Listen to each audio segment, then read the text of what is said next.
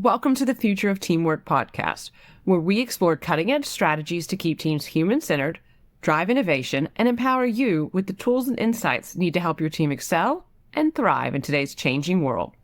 Your host is Dane Groeneveld, a seasoned expert with over 20 years of experience enhancing team dynamics and innovation. Today, Dane is joined by Rocki Howard. Rocki is the founder of Diversologist.io and Chief People and Equity Officer at Textio, a globally recognized workplace strategist and one of SIA's Global Power 150 Women in Staffing. Rocki blends decades of HR leadership with a deep commitment to building inclusive, high-performing, people-first cultures. Rocki shares her journey of discovering that the moment she stopped trying to fit the corporate mold, her career took off, and it gave others permission to do the same. They'll talk about how culture isn't just set by leaders, but lived by teams every day, and why inclusion has to be built through small, consistent behaviors rather than one-off initiatives. She also reflects on the lessons learned from DEIB's recent challenges, where well-intentioned efforts sometimes excluded people, and how the path forward lies in creating simple, sustainable practices that make inclusion part of the daily rhythm of work. Along the way, Rocki highlights how human-centered tools and practical frameworks can help teams focus on the moments that matter. It's a conversation full of insight on authenticity, culture, and the future of inclusion at work.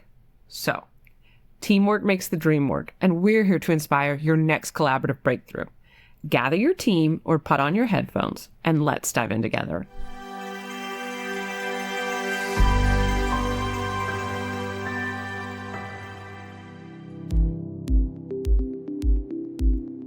Welcome to the Future of Teamwork podcast. My name's Dane Groeneveld, and today I'm joined by Rocki Howard. Rocki has a lot of cool titles. So she's the founder and chief diversologist at Diversologist.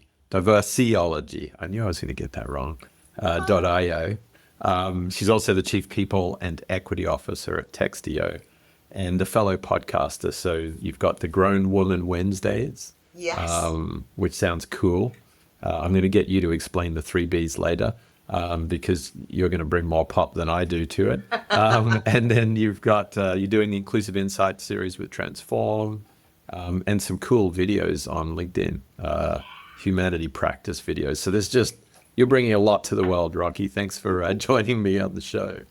Thank you for having me. I'm so very excited to be here, Dane. And, you and I were chatting. We have some intersections. We've circled each other. And so now to be here together is pretty awesome. So thank you for having me. Oh, you're welcome. So tell me, how did you come to be doing all of these really cool things? And what's driving your energy? Yeah, you know what? I have been really lucky, really blessed, and I've worked really hard. And so I spent most of my career in the staffing world, working for incredible organizations, leading some amazing teams, working with amazing clients. And so I had one whole amazing career, and then got to the point where I was like, I've done everything that I want to do here. I had exceeded my own expectations for what my career growth would look like there. And it was time for me to do something that I felt like was legacy work.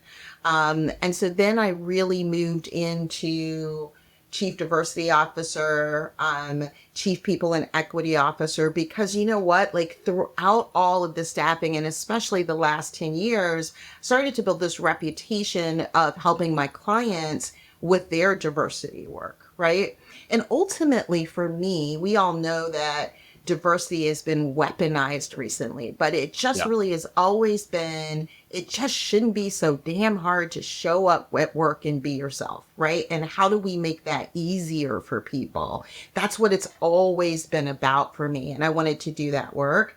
And then while I was doing that work, I figured out how naive I was. And understanding that, and I think this is a misnomer, people think of diversity officers, they think of HR officers, and they think that that's a really soft job and anyone can do it. And that's so not true. There's a real set of core competencies and skills that practitioners have to really lead organizations that are high performing, inclusive, engaged, and human centered, right?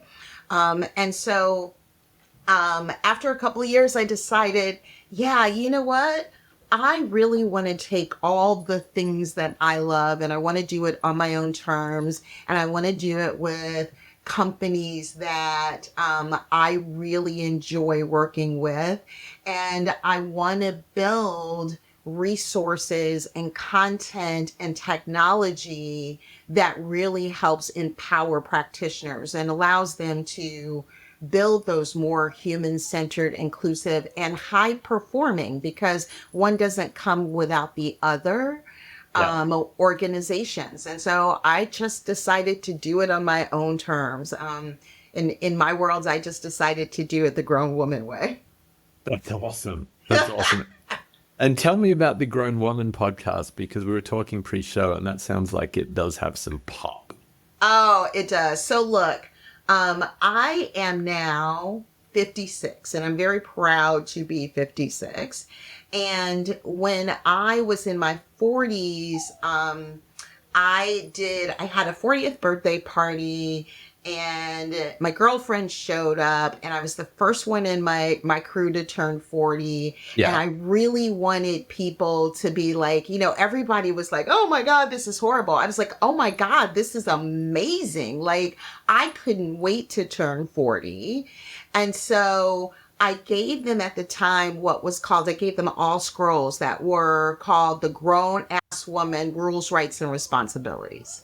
Love it. And like it became this language between this set of women, and people kept saying, you need to do more with it. You need to do more with it. More people seem to do this message. And as I went through my 40s, I got really tired of everything that I saw was like a Depends commercial or wrinkle cream. And look, Yeah. no shade, but I'm like, where is the content for bold, brilliant, badass women like me? Like I came 40 and I felt like I really came into myself. And so I Yeah. wanted to create a venue to really highlight bold, brilliant, badass women. And we've had some amazing guests. We continue to run it monthly. We just did one with an employment attorney who has turned into a diversity advocate and just did things her own way. And we talked about the difference between like provision and purpose. And I love giving everybody like a little midweek boost of inspiration and highlighting bold, brilliant, badass women.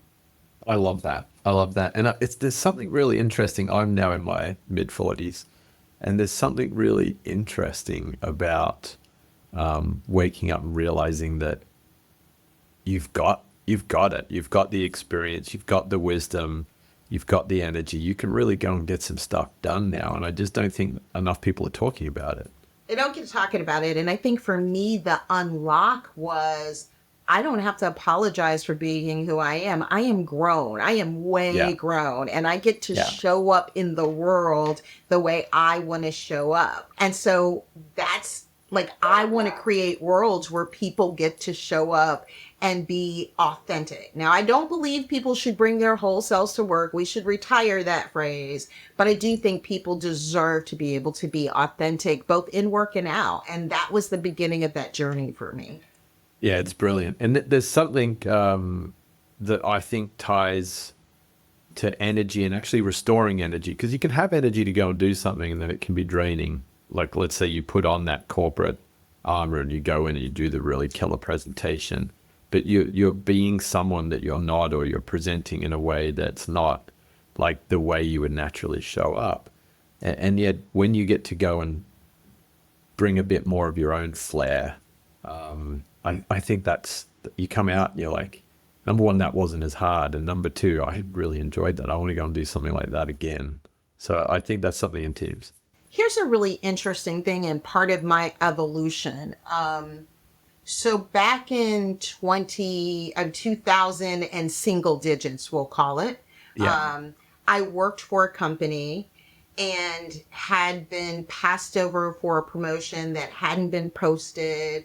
And quite frankly, it felt like it might have been a biased decision. The person that got promoted was on leave, was a white woman. We were peers. And then all of a sudden it was like abracadabra, she's been promoted. And I remember going to my boss at the time and saying, look, I'm a big girl. If I'm not ready, if I'm not qualified, tell me that. But the way this whole thing went down, quite frankly, is shitty. It just was shitty. And basically the answer came back that I didn't politic enough. I didn't spend time with the right people. Now, I will tell you, I'm a wife and mother of 4. And at that time, all of my kids were still at home. And so, like, I don't have time to go out to a beer and golf with the boys. I've got 4 kids that I'm trying to spend time with. And I made a decision at that time, because I don't know if anybody who's listening can relate to feeling this way. And as leaders, we need to watch for this. But I had been doing everything I could to code switch and follow the corporate norms and dress like people wanted me to dress. And I was doing all the things. And I thought, and to your point, it sucked so much energy out of me. And then I thought, I am doing all of this and you're still telling me there's a barrier. You know what? I'm done. And I came home to my husband and said, yeah, like, you're going to have to figure out how to raise these kids on this crappy middle management salary, because I'm done. I'm done trying to climb the ladder. I'm done trying to be who they want me to be. And in fact, that's how I wound up in the back in staffing and back in the recruitment process outsourcing world. Because I said, look, I'll go into RPO. I'll be an account manager. I'll work with clients that I want. I love the work that I do, and I know I'm good at it, so I'll do the work. When I don't like this client's politics, I will have been there long enough. They'll put me on a new account, and, we'll be able to hopefully feed the kids doing this. And I was like, but what I am going to do is, I'm tired of wearing this armor. It's gotten too heavy. I'm tired of code switching. I'm tired of dressing in things that make me uncomfortable. I'm going to show up as I am, right? And that's what I did. Here's the magic. And here's what I want everybody to hear from this story. The minute I did all of that and stripped all it out and did not waste all of this energy trying to fit into this mold, my career took off. Yeah. Because it wasn't only that I was good at what I did, I now had energy to show up in a way that was me, which is what the roles required. And so we have a joke in my house that despite myself, I grew up the corporate ladder and went as far as I wanted to. And so I think there's a real lesson there for us as leaders, for us as individuals who show up in workplaces, is that when you can show up and be authentically yourself and you're not wasting all of that energy gets repurposed, right? And it allows you to achieve better heights. And that's why I think there's a correlation between culture, inclusion, belonging, trust, and engagement to retention and high performance and innovation. Yeah. I think it's a great example. It's a wonderful story, Rocki. And it makes total sense. Like, you think about that energy and actually go beyond the energy. We often talk about someone who has swagger, let's say, or a spring in their step. But that stuff's contagious. If you're in a team and Rocki turns up and she's just bringing it, like, yeah, getting the work done, but with an energy, with fun, with a different look. You're like, hey, I want to be more like Rocki. Like that, it pulls people along. It creates a slipstream, which I think is so important in teams. Well, it also I remember, like, I just kind of was going along doing my own thing, right? Yeah. And I was in a VP role at this time. By this time, I'd worked myself up to a VP role, and I was transferring to another division and doing a move. And the first time that this struck me that it wasn't only about me, because for a long time, it just felt like it was about me. Like, I got some freedom that was just about me. And I remember someone saying to me, in fact, 2 people saying to me as I was leaving, you showing up the way you show up lets me know it's okay for me to show up the way I want to show up, and that I work for a company where that's safe. And I would have not known that if I didn't see you do it and you be successful at Yeah. doing it. And so to your point about it being contagious, it's not only the swag that's contagious. And I do hope I have a little bit of swag, that bold, brilliant, badass, but it's really that ability to create psychological safety for others because they see you showing up in a certain way. No, I love that. I love that. And you mentioned, it would be hard for us to have this conversation without talking about the weaponization of diversity or DEIB. I've found it personally very disappointing, but it is what it is. I think what's fascinating by the moment that we're in now is like, what can we learn in terms of how we now go forward? Because we're not going to stop this really important work. And I'm intrigued by like where you're seeing continued energy or new pathways opening up or learnings that we can take forward. Yeah. I think the challenge is wow. I'm trying not to make this overcome the whole conversation. And it is Yeah. heartbreaking to me because it is the work that I love. And again, it is all about how do we create spaces where everyone feels safe to contribute to organizations, right? Mm-hmm. I think in certain cases, we brought so much passion and we brought so much of the social justice to it. And in doing that and trying to build more inclusive spaces, we actually excluded people. And I Yeah. think that's what caused the actual friction. And, like we have to be honest, there's still bias in the world. There's still racism in the world. And we didn't bring people along. Also, and I will tell you, I was saying this back in 2020, that there was a problem. Like the world came together in the moment of George Floyd's murder. Yeah. Yeah. Now, I have to tell you, as a Black woman who was married to a Black man and has given birth to 4 children, including a Black son, while everybody else was like, oh, the world is rallying around this, I have to tell you, I was kind of pissed off. And here's why I was pissed off.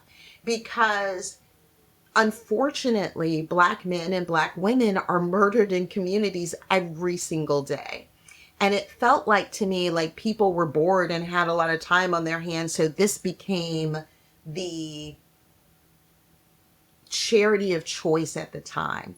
Yeah. And so one of the things that and it was really interesting to have conversations because I also think that people aren't trying to be malicious, but they don't know. Like there were people that I had worked with for years that when I started having conversations about my husband getting stopped in our neighborhood because he didn't look like he should be driving the car he was driving, or the conversations I have to have with my son especially, or the conversations I have to have with my Black gay daughter that make her life a little bit difficult in terms of the way she shows up. And people who really were great colleagues, and I would go so far to say friends, didn't understand that we were having those experiences. And so I do think a lot of it is not malicious. We do approach the world from our own lived experience. Some of it in today's world, it's just malicious because ultimately people don't like to give up power and privilege. And so what I believe happens in the weaponization of DEI is that people who didn't want to give up power and privilege, that felt isolated, then rallied back. And we brought so much social justice into the corporations instead of looking at actually how do we come back in terms of organizations and what are the skills that we as practitioners need to actually build sustainable practices that allow for this human connection. And I think that's where the problem came. And so, there was a lot of friction around it. In conversations, what I would say is that I've had an opportunity, both through the work that I do with Diversologist, through the work that I do at Textio, to be able to talk to several leaders who are leading DEI, And the message that I am hearing is that people don't want to stop the work. They believe in the very tenets and the concepts of making workplaces diverse and inclusive and equitable for everyone and for the multiple dimensions of diversity. Because I think we don't think about it that way. Like at some point in time, God willing, y'all are all going to be old. So you're not thinking about what the workforce is going to look like for you when you're over 40. That's a dimension of diversity. But we're not thinking about at some point in time, maybe we're disabled or we're sick and we fall into that category.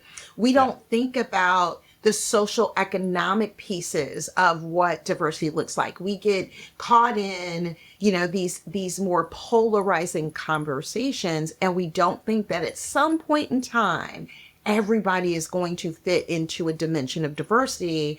And the stage that we set in organizations about how we deal with it and how we operationalize it will actually create the experience that you have. And so as I'm talking to organizations and practitioners, what they're saying is, yes, we still want to do the work.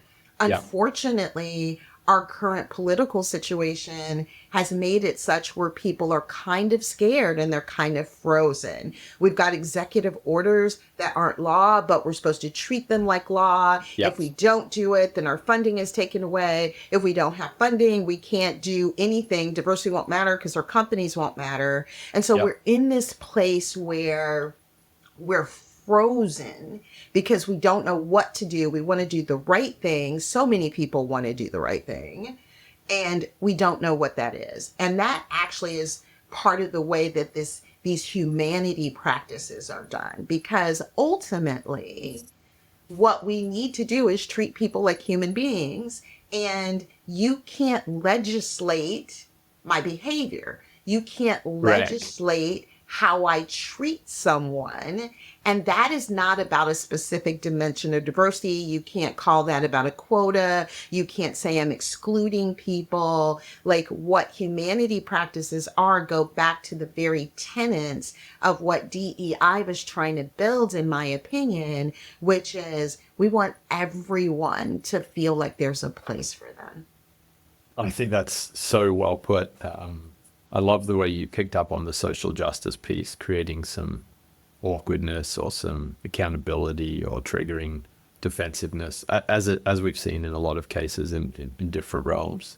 And I love the way you come back to this sustainable practices. I think that's, it may well be the gift of the moment that we're living through, that actually, instead of us running out and naming and having finite budgets to do good work in businesses, we can say, this is how we build teams, this is how we run businesses, this is how we behave in our communities, and it can be more sustainable and more universal.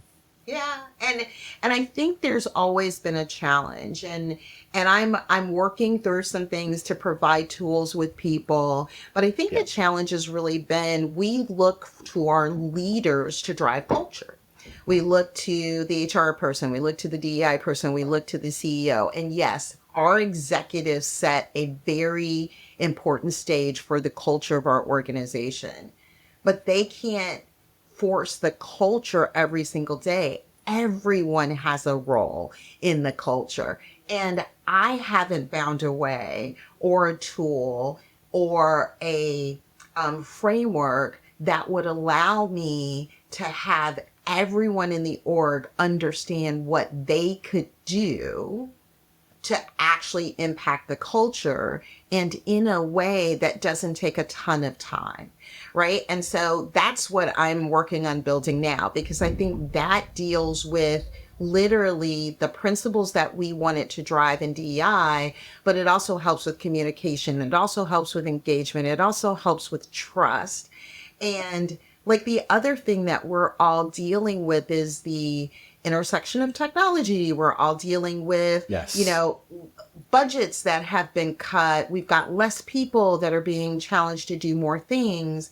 a once a year anti-bias training isn't going to get it. But if you tell me I've got to do something, Rocki, where my people have to be doing something for 2, 3, 4 hours a week, that's not going to cut it either.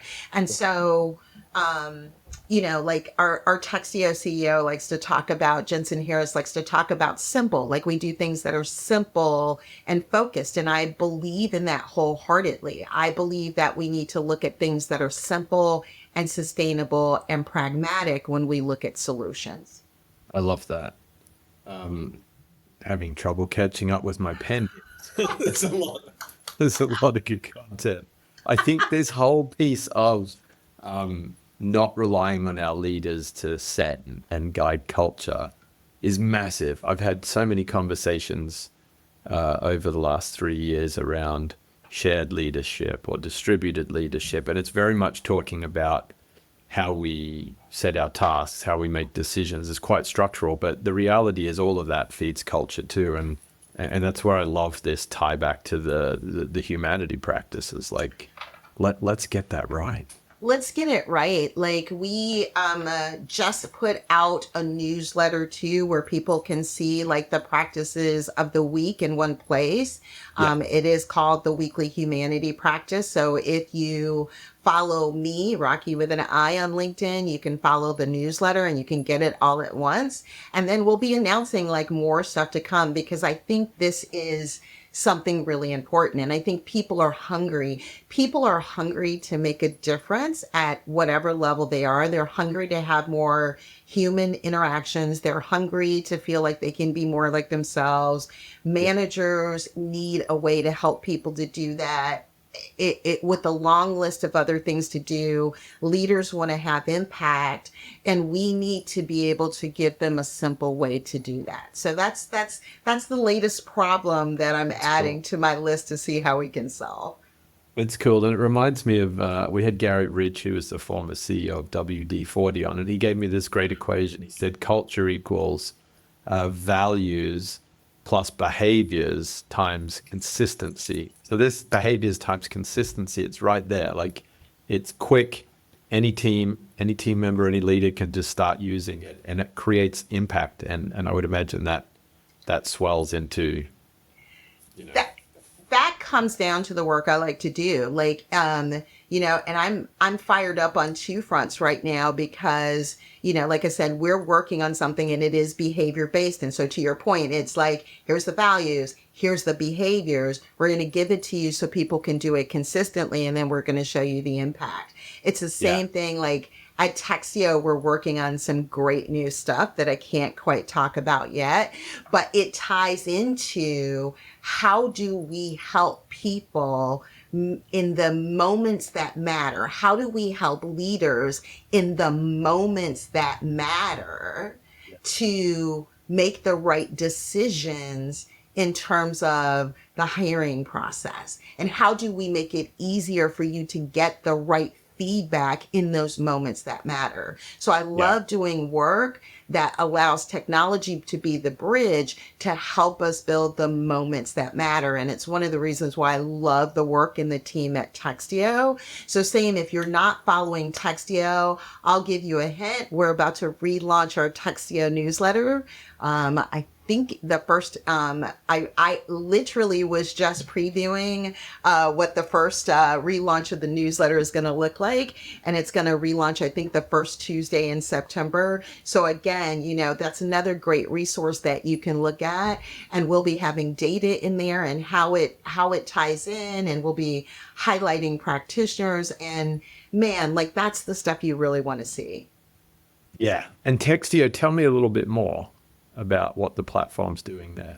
Yeah, so Textio, here's the cool thing. Textio was AI before OpenAI, right? Yeah. And so Textio for 10 years has been a platform for HR practitioners.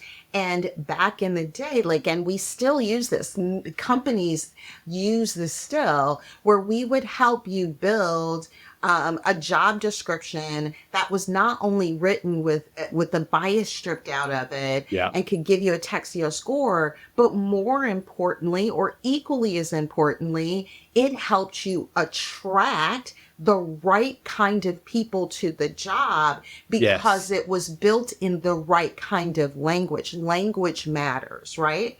And as Textio has evolved, and so, we have literally, billions of bytes of data that have helped us inform this. And we've used that AI infrastructure. And so we've been doing this specifically to help HR and talent teams for 10 years. We were ahead of all of this. Way ahead. And so when you talk about trusted resources that allow you, because like as we get into this AI piece, it gets a little, it can get a little sketchy. Like, can I trust this piece of technology? So you want to work with people who have a trusted track record and someone who can understand, and it was built for the work that you do. And so we built that platform for HR practitioners, for talent acquisition leaders. And so whether you were doing recruiting work and we can help you do that, or a feedback product that help you build more equitable feedback, we've been along that journey. And now we're going to be taking a new exciting next step. Dane, maybe I'll come back and talk about it when we can announce it. You should. I mean, feedback. You like the way I just invited myself back on your podcast? Yeah. You're doing my work for me, which is great. I love it. But Rocki, the feedback one's one that's always intrigued me because feedback is so incomplete in so many organizations. Not just the timing, but like how one manager gives feedback versus another, how one manager gives feedback to Rocki versus to Dane. And I've seen like insane examples of where bias is showing up. One employee's getting a lot of like constructive, forward-focused feedback. The other's getting a lot of like reflective, hey, you let us down here, this wasn't good. So I'm fascinated by where technology can help to lift the quality and the completeness of feedback. Well, one of Textio's co-founders, Kieran Snyder, has done excellent deep research. You can find that research on our website, and it talks about this evolution, I think. And in fact, Kieran just did a post today on LinkedIn about how she got it wrong, right? Like what she got wrong about kind of performance management and feedback and what she got right. And I believe in the post, she talks about her very first like research around this goes back to 2014. And so Nerd Processor is Kieran's newsletter. Again, a really great resource to follow. Kieran does data stories, and she does it in this really interesting and engaging way, which is pretty cool. And she can tell a story. But like the kind of really cool thing is that she's watched this evolution and looked at how feedback is given across multiple dynamics. And then how can we jump in and how can technology intersect to help that? She also talks about the fact that it is, and Textio has a belief that training doesn't work. And so think about it. If I'm a new manager and you train me to give feedback, and, in year one that I started and I haven't done it consistently, it doesn't work. I actually, many, many years ago, had a live example of that. I had a manager that was just giving me all of this horrible feedback. And a colleague of mine had said to me, she treats you differently than us. And so we did a switch. And so literally we wrote each other's reports and sent them to her. And we saw that when she didn't know it was my work, she gave very different feedback.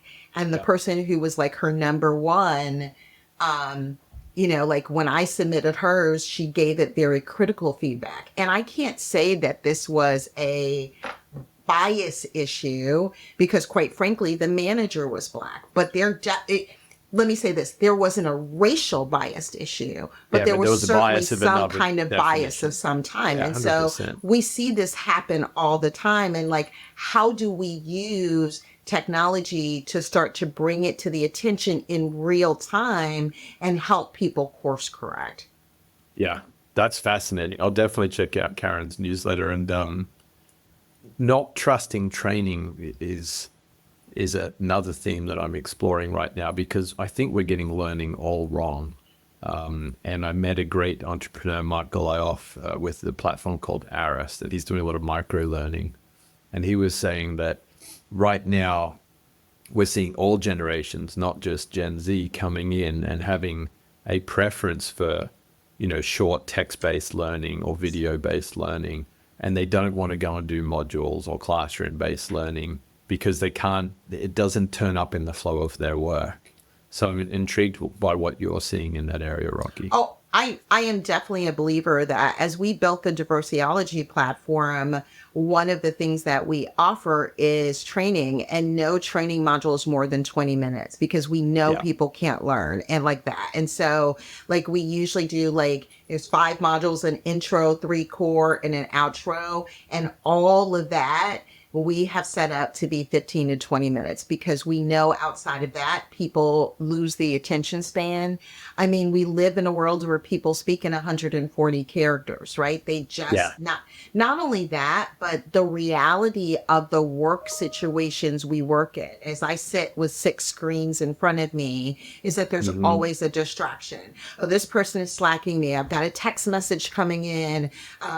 My calendar just dinged that I've got a meeting to be It's in. all that channel switching. It's all of that channel switching, and our brains can only, there's studies that show we do not multitask well. We think we do, we don't.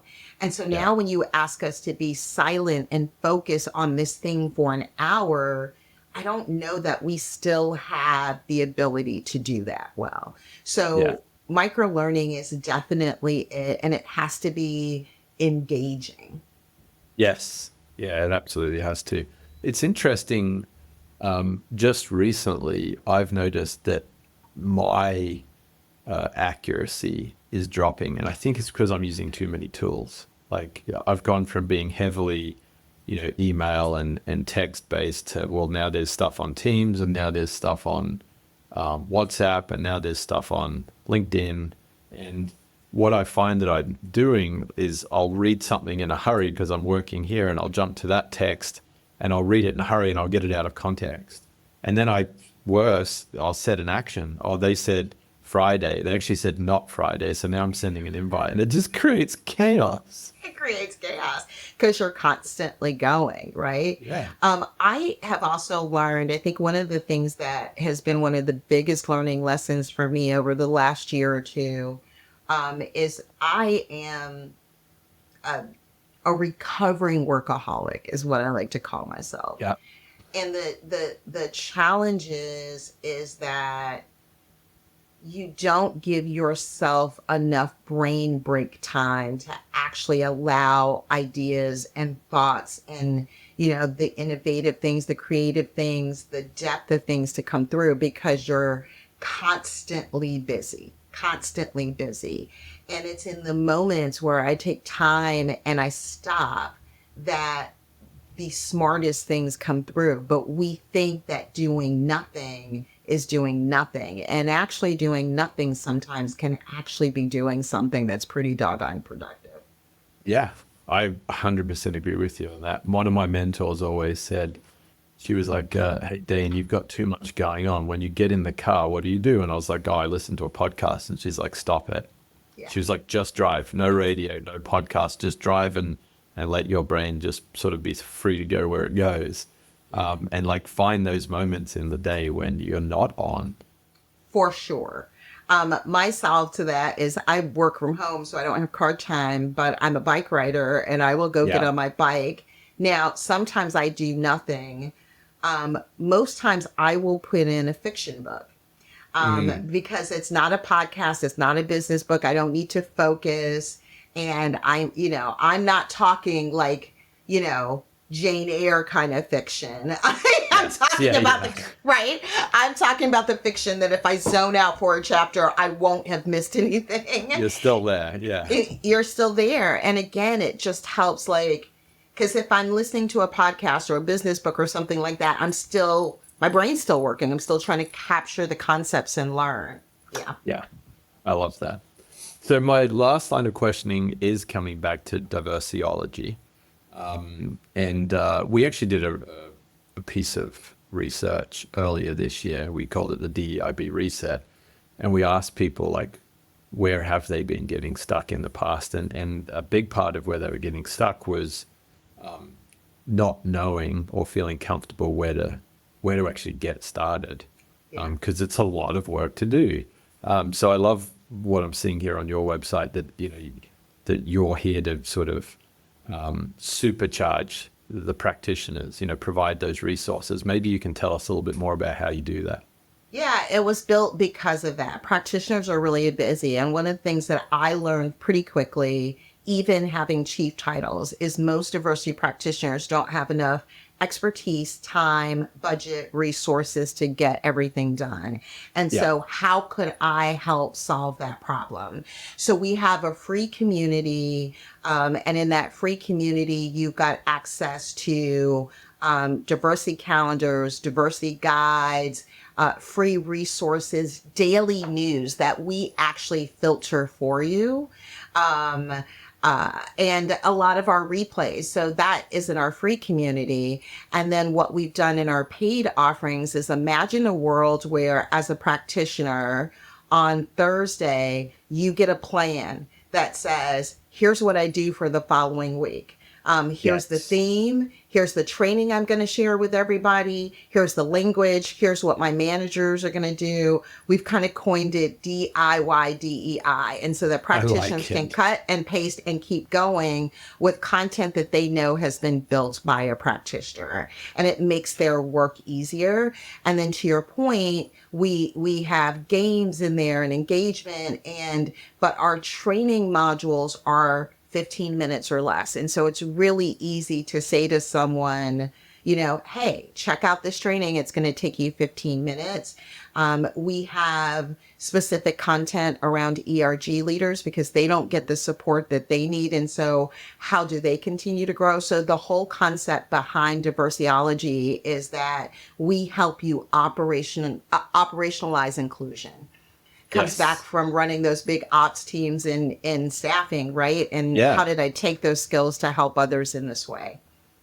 And the cool thing about operationalizing it is that it's not just a box ticking exercise that shows up periodically. It really is going back to the behaviors that you touched on. It's a way to build it into the daily rhythm.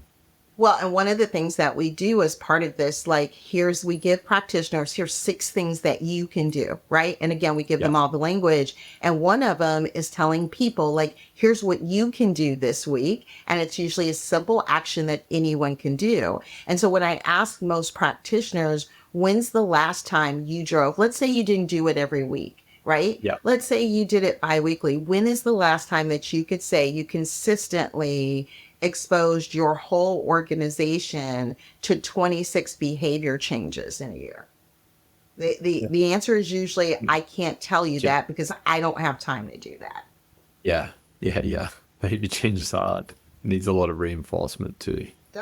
It does. And it has to be simple enough where someone can catch on to it. And I believe what happens over time is that if I start doing this and I practice this and I go, oh, well, that wasn't as hard as I thought. Okay. And now I'm going to practice this. And then eventually people start thinking about things differently. Yes. And now you see culture shift. Yeah. We had a coach come in once and they said, right at the beginning of the session, it was like team coaching. They're like, all right, pause, get out your phones. And we're like, oh, this is the opposite of how most sessions start. And he said, okay, now think of a team member that you haven't connected with recently and send them a text and say, hey, I was just thinking about you. I'm grateful for this piece of work that you've done. I'd love to get 15 minutes with you next week. And it was just as simple as that. Every leader in the room did it. And naturally that created a cascade effect into another meeting. And hopefully that leader then goes and does it into their team. So those little things just can spark a huge movement. One of our first humanity practice talked about that. How about you just give somebody a shout out today? Why don't you just tell them, I've got your back. I see you. Right? Yeah, it's powerful. So the final question that I always like to ask is, as you think about the future of teamwork and what teams get to go and do and have, in this, modern and tech-enabled workplace that we're continuing to explore. What's exciting you? What would be a good measure of progress if you roll forwards a few years? Yeah, I really think the future of work isn't about people versus technology or people versus AI. Like that's, I think, a lot of the friction that's going on but right now. I think it's a blend of both. And I think AI can help us optimize the resources we can, but only humans can help us maximize impact. And that's why everything I do is around that. And how do we operationalize culture?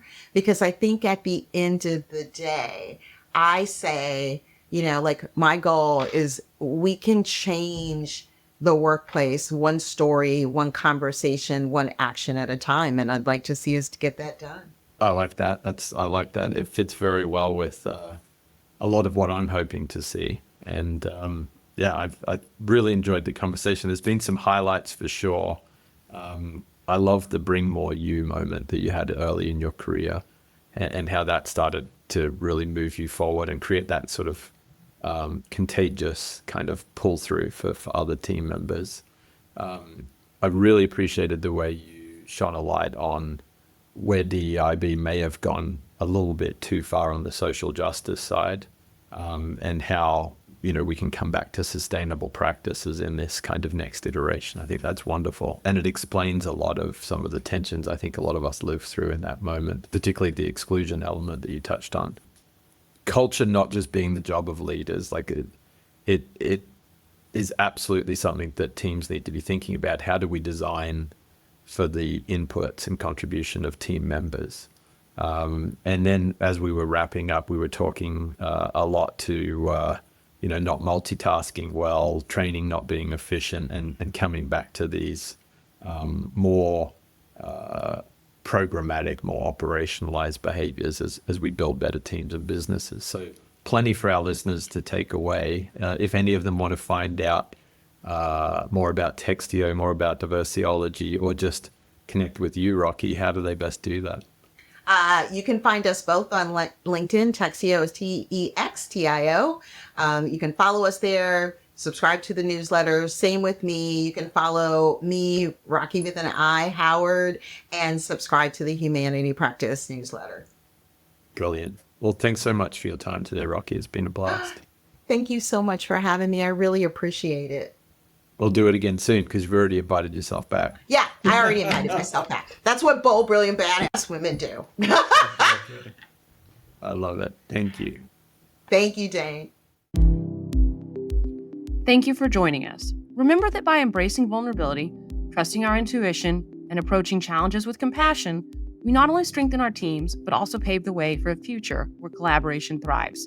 If you're hungry for more insights, strategies, and research on collaboration, head over to thefutureofteamwork.com. There, you can join our mailing list to stay updated with the latest episodes and get access to exclusive content tailored to make your team thrive. Together, we can build the future of teamwork. Until next time.